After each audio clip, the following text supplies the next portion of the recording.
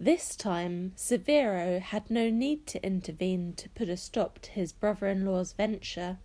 for both Marcos and Clara, realizing that their unerring guesses could alter the fate of their clients, who always followed their advice to the letter, became frightened and decided that this was a job for swindlers.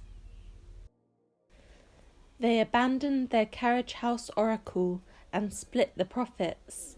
even though the only one who had cared about the material side of things had been Nana.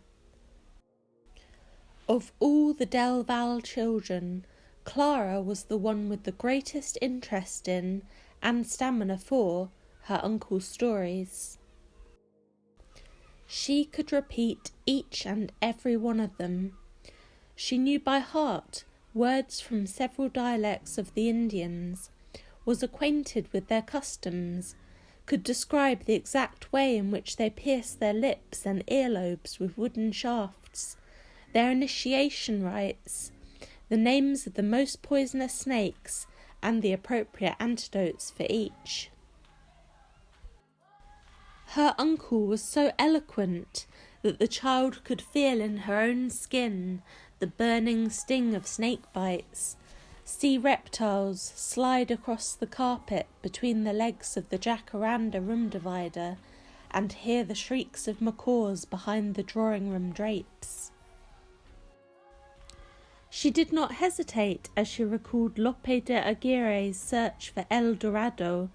or the unpronounceable names of flora and fauna her extraordinary uncle had seen. She knew about the llamas who take salt tea with yak lard,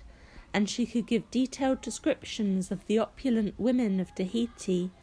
the rice fields of China, or the white prairies of the north, where the eternal ice kills animals and men who lose their way, turning them to stone in seconds.